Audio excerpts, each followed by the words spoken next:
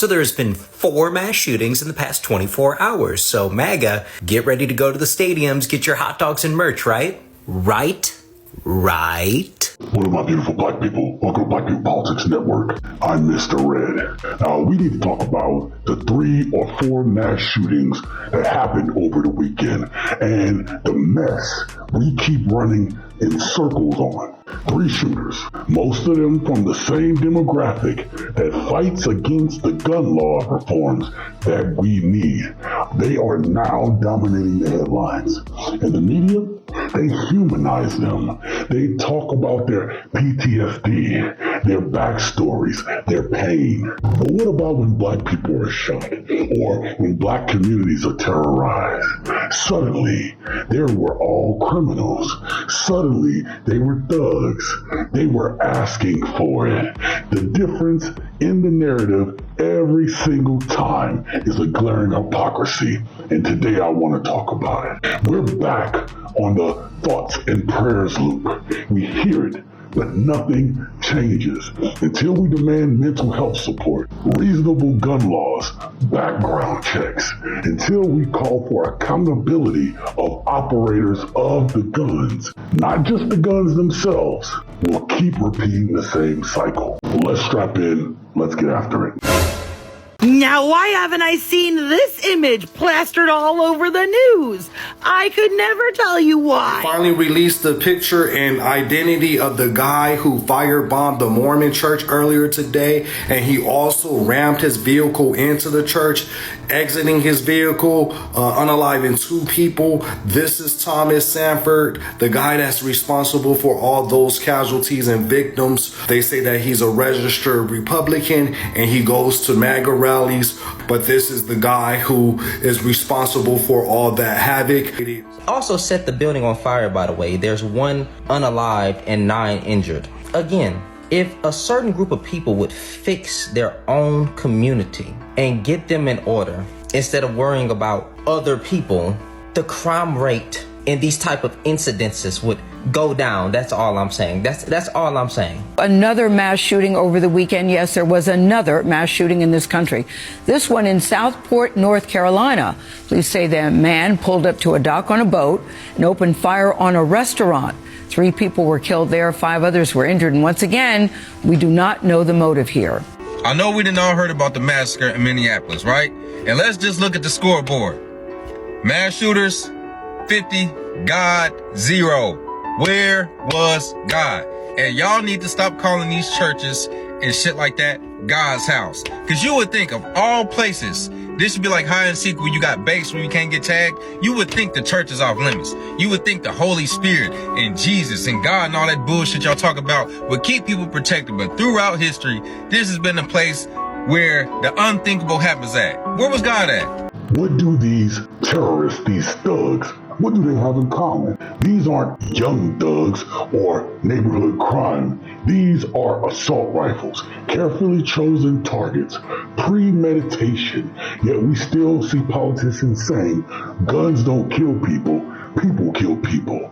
The Dodge now isn't holding water. We have to start asking ourselves that if the guns aren't killing people, people killing people, then why won't they pass reforms that actually allow us to start looking at the people? And the reason is because if they started passing laws for the people that are actually doing this, then what you would see is a lot of people wouldn't be able to own guns. A lot of people wouldn't be able to own guns, and they know it's unpopular with their base.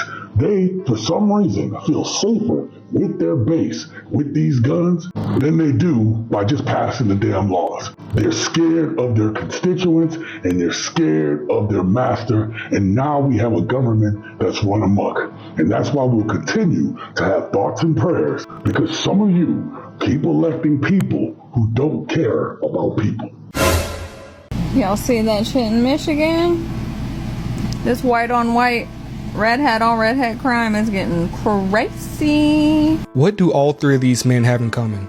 Why is the CNN article referring to the Southport, North Carolina shooter Nigel Edge focus on the honorable things that he's done in the military? We don't care. Nigel Edge pulled up to a restaurant via boat, unalived 3 people and injured 8 others, then sailed away. I'm sorry, CNN, I'm not falling for this victim backstory for someone who took innocent lives. Every time there's a shooting and it's a white man, notice the silence around race. When it's a black man, Latino man, Asian man, that detail comes out front and center before the name's even released. Black male suspect, Hispanic suspect, suspect of Asian descent. They put the race in bold, underlined italics like that's the damn headline itself. Now let's pull back for a moment. Let's talk about how our society frames these moments. When a white shooter commits mass violence, we are told he had potential, he had a troubled life, mental health issues. The narrative, if you notice, it's kind of almost sympathetic.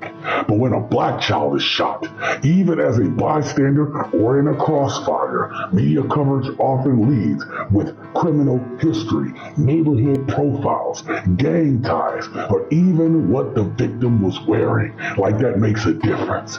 Remember Trayvon Martin?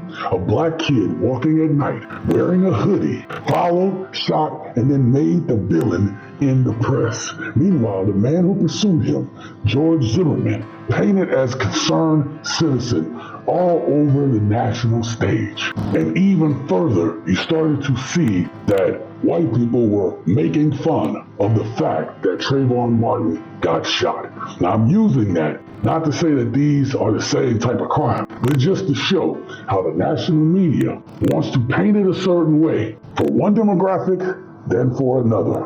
The story we're allowed to tell about the shooters is loaded with bias. And until we expose that, we allow this cycle to continue. Another deadly mass shooting that kills more than 2 people and injures more than 5 people that doesn't involve a trans person or somebody that was poisoned by quote-unquote left-leaning ideology. As you can see, he's like a military guy, but he served the country. Doesn't have anything that's blaringly like, oh my gosh, I'm a leftist or I'm left-leaning.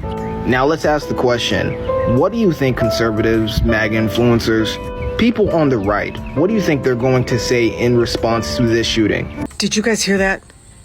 Do you hear that? Oh, I don't either. Nothing. Nothing coming from Pam Bondi's mouth, J.D. Vance, Donald Trump, Steve Miller, about this guy. Yeah, where are they? Why aren't they having press conferences? Why aren't they standing next to the local police or the FBI office near this unaliving and holding a press conference to tell everybody that this man, this white man, consumed right-wing content, targeted a bar on a pier in North Carolina, used an assault rifle to do mass pew-pewing. 3 people lost their lives. Many more are in critical condition. He actually sued the state of North Carolina or his local city in North Carolina, claiming that the LGBTQ community is trying to commit a genocide against straight men. Guns are dangerous. Point blank, stop. Okay? Other countries who have reasonable gun laws don't have the same amount of deaths as we do. That is a fact. And as much as y'all try to paint it, well, it's not the guns, it's the people. But you won't do anything about the people. As I stated earlier, why aren't we having robust background checks be passed as legislation? Why? I wonder why. Because what I said earlier, why are people jumping in and out of loopholes? Why does mental health support get lip service and not funding? Why are we not talking about the mental health of these young Americans? Why are we not talking about the mental health of middle-aged white men? Why are we talking about this stuff? Imagine if you had to pass real psychological vetting to own a semi-automatic rifle. Do you think everybody with a clean background still gets one? Probably not. That's the point. The system is built to favor accumulation, not safety. And we keep going back to thoughts and prayers, thoughts and prayers, thoughts and prayers. And that's the safe lane for politicians. It's a way for them to absolve themselves of actually having to do anything. And if your politician is one of them, if he or she hasn't gone back home and tried to pass gun reform or talk about it with his constituents about actual fucking comprehensive laws to do something about it, then that person is most likely probably receiving money from the gun people. They're probably getting kickbacks on that. See, they don't want bold gun reform. They don't want to lose gun lobby support. So they offer thoughts and prayers, thoughts and prayers, thoughts and prayers. These stupid ass emotional speeches that they don't really even mean. And then they shuffle us off until the news cycle repeats itself again. Condolences to the families that lost those lives, especially this is a traumatic situation. You know, no one should go to church in fear. Our school, you know, you should be able to go to church and praise, whether people don't believe what you believe in or not. You should be able to, you know, have praise and fellowship with your members. And y'all talk about prayer and Holy Spirit and the blood of Christ. Ain't no damn protection in that shit, man. It's all imaginary in your head. God don't save nobody from nothing. Y'all, and not even children. Children ain't even safe. They ain't safe from knees up in there, and they ain't safe from the PDF files. Miss me with that shit, man. God is not in church. Jesus wasn't even, he ain't even had no church in that book y'all believe in. What are y'all talking about, bro? It's a hustle. The bigger point is that yet another church was shot up. A so-called sanctuary violated again, just like black churches have been for centuries, targets of white violence. That same political violence that they tried to condemn when it came to CK. Just like mosques, synagogues, and temples too. The cycle keeps repeating because America won't face itself. Now in America, guns are sacred, whiteness is protected, and non-white lives, expendable. Stay vigilant, stay angry, stay alive.